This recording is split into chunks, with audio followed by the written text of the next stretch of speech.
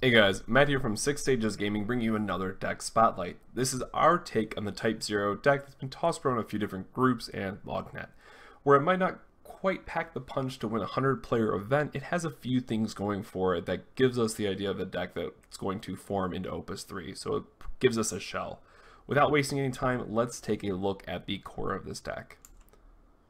Now, this should be no surprise, with likely every Type-0 deck going forward, it's going to be Ace. While he's best partnered with King, which unfortunately isn't coming out until Opus 3, for now we have to settle for 9, which is probably perfectly fine. This card feels exactly like Mannequin X-Death, but we are trading power for card advantage.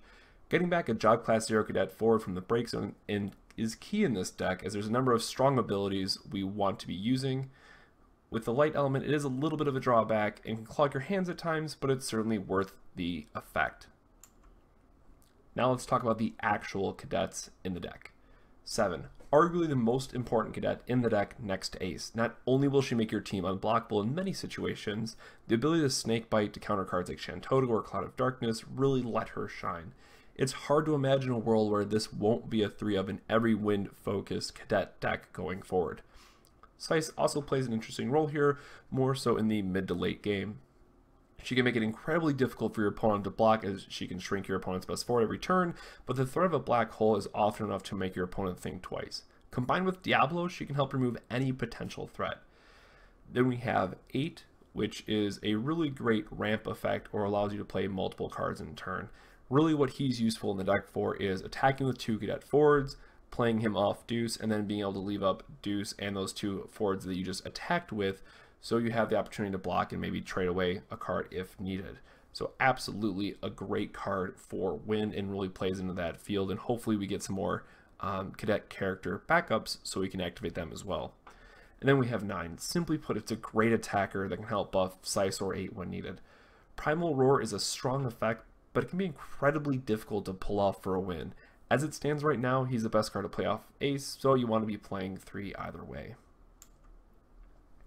Filling out the forwards, we have the Al-Cid package in a 3-2-2 split. This trio has been around since Al-Cid became legal to play, and it's unlikely to change anytime soon. Hopefully we will see the cadets in Opus 3 to kind of replace this package and change out a few of these, but it's rather unlikely that we'll see something to replace this level of value for the deck. And then we have the last 2 spots going to Amon. This card is great at removing problematic forwards to dull them down, and Amon plus Haste Red Mage has won me more games than I care to count at this point. But the downside is you really never want to see it early, but in the right situations it can win you the game on the spot. So I feel 2, maybe even sometimes 1, if we can get a tutor for it, will be the right number.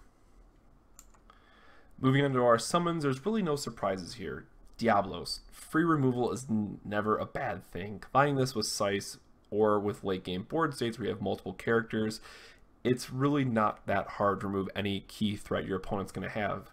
Speaking of really easy ways to remove your opponent's key threats is Odin. This card has been a staple in every lightning based deck that we've seen since Opus 1. It's probably not going anywhere. The card is just too good. Now the interesting pick here is Asura, and it might not make sense at first, but when you consider it can get back any 2-drop character from your break zone, namely either Deuce or 7, it really becomes just the 4th and 5th copies of those cards for the deck. You need to see those cards multiple times in a matchup. Getting back for extra special abilities is great, so Asura, absolutely a 1-2 of, and for here we're running as a 2 of. Moving on to our backups, we have Red Mage. Again, giving haste to any forward is great, and it's a 2-drop, so we want to see it early and we never feel terrible with it. Again, that plus Amon is just an amazing combo that you're probably going to be running in every lighting-based deck.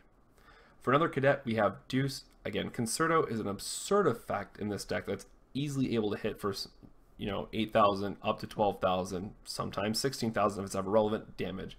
When it comes to removal, this deck really has a good amount of it.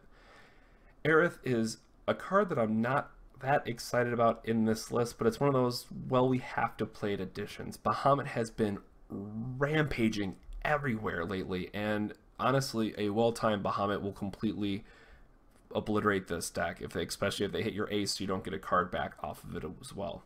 That way, a well-timed Planet Protector can really help us keep us in the game, and your opponent's going to feel terrible that they just discarded those 3 or however many cards that they did to play the Bahamut. So again, if you haven't picked up your Bahamuts already, just as a side note here, pick those up as soon as you can. Card is seeing a lot of play lately. And then lastly here, Arecia is a 2-of. It's simply a tutor in the deck that wants to find Ace or 9, whichever one you're missing. That's all you really need to say about that card. Then it's time for some buffs. We have a 2-2 split between Moogle and Maria, giving our cadets a potential plus 2,000 power, which turns them from okay powered forwards to really great ones. So both of these are very welcomed additions to the deck. And then lastly, we have Rem. The keynote here is that it lets us get back any Type-0 card. So most of the time she is bringing us back a Diablos. Again, bring back a special, bring back a well-timed Diablos. This card can just help bring a lot of value into your deck and makes it that really, really great as a 3-drop. And of course, it's an EX burst, so even better. And that's all we have for today's video. If you love Type-0 and want to get a head start on Opus 3, then we hope you'll use this list as a shell going forward. Much like the mono wind ramp deck we've covered, don't forget that a Snakebite is handy so you don't die to Shantoto. It's really key in these types of decks. Thank you very much for watching. We hope you've enjoyed this video, and if you did, make sure to drop us a like and subscribe to our channel if you haven't already. You can follow us on Twitter at Six Sages Gaming and also on Facebook. That's all we have for this video, and we will catch you on the next Six Sages Gaming Deck Spotlight. Have a good one. This video made possible by the patron support of viewers such as yourself. Thank you to our honorary sages.